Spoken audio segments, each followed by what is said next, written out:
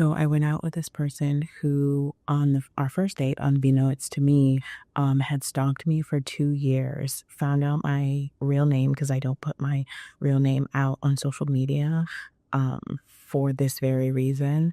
And they found my real name, my job, where I worked, my coworkers, where I lived, my family's house, my family's names, and all of that. I found out by looking through their phone, because something told me in the first few dates that like something was like just a bit off. Like they were always complaining about their ex and how like their ex was like horrible and used to call the cops on them for no reason.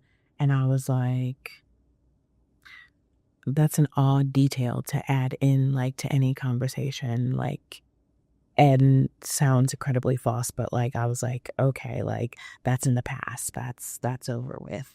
And then they they started to just act really weird and like know a lot about me. And then they finally admitted that they had found my like Facebook, which was like somewhat private but kind of public, but I don't connect it to my outward facing social media. So I was like, okay, you found my Facebook page, and my Facebook page goes all the way back to like high school. And so um, she was like, "Yeah, I kinda cyber stalked you," which was like, like, I can't say that I've never gone through somebody's pictures and, like, their social media and stuff, but typically it's, like, public. She had found, like, my private stuff, and so, like, she was like, "Oh, yeah, I know that about you," and I was like, "Okay." And it was kind of like it was less of, like, dating, like dating a other person, and more like someone just, like, reflecting fun facts about myself back to me, and that was, like, kind of getting weird to me. So, like, one night, like, I was, like, playing with my phone and it died, and then I, like, grabbed their phone and I was like, "Can I look through it?" And they were like, "Yeah, go ahead. I don't have nothing to hide." And so I pick up the phone and, like, they leave the room and I'm, like, just going through, like, what apps they have and everything like that, and then I click on pictures and I see that there is an entire folder dedicated to me. Like, there are pictures from my Facebook, which is not front facing for a reason. So it's like old pictures of me from like high school.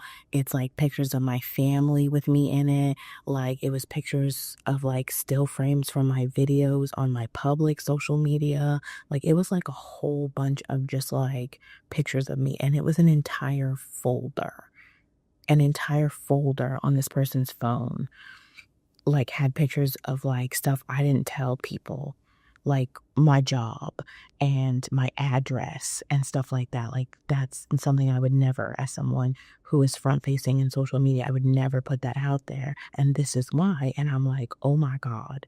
Oh my god. Oh my god. Oh my god. This person is like following me. And I was like, I have to get out of here. Like I was making up any excuse to like leave. Because I was like, I know I'm unsafe now. Like this person has been stalking me. And like they were making me uncomfortable, but I kind of was like shutting down that voice because it was like, oh, that's in the past, or oh, you're just being skeptical of people. But no, the lesson I learned is that if you feel something is off, then something is off. And so like I tried to get out of there as fast as I possibly could. And I was like, yeah, I just, want to go. I'm gonna, I'll see you around and stuff. And they were like, "Oh, yeah, I'll call you." And I was like, "Ah," and I got out of there. And I ended up telling them, and I was like, "Okay, yeah." They called me and I was like, "Yeah, I don't think I want to continue this." And then that's when they like exploded. Like, they exploded on me, and they, like, started screaming, like, horrible things at me. They started saying that I was a piece of shit and I should rot in hell, and, like, I led them on, and I never really liked them, and I'm just like their ex-wife, but, like, I'm ugly and all this other like, all of these things. And I was like, is it like, what is happening?" And it was like, and then she like admitted, because like she was drunk, and I could tell she admitted that she had like left her wife for me. And I was like, "What are you talking? I never asked you to do that." And she was just like, "I did it for us." And it was like, "What?" Like, it was just, it was the straw that broke the camel's back. She called me like 15 times, would like text me and be like, "You're a liar, you know, you're a scammer and a whore," like all of these different things. And then she was like, "I can come find you. I can come find you. Like all I gotta do is put 10K out there and I could put 10K on your head and all this other stuff." And I was like, I was so like, it's weird in a moment to be both vindicated and flabbergasted. Like, I was like, "Okay, so I really should have just listened to that voice inside my head, and I really should have just, like, ended it when I felt the first time that it was not good."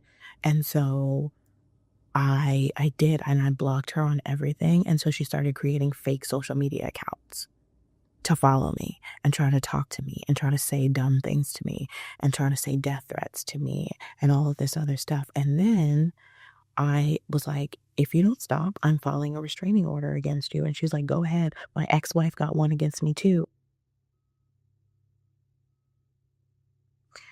So I blocked her on everything, and like her last resort, she literally logged on to my um onto my streaming platforms and started watching true crime murder documentaries about people who were being horribly murdered and dismembered, and their name was my name.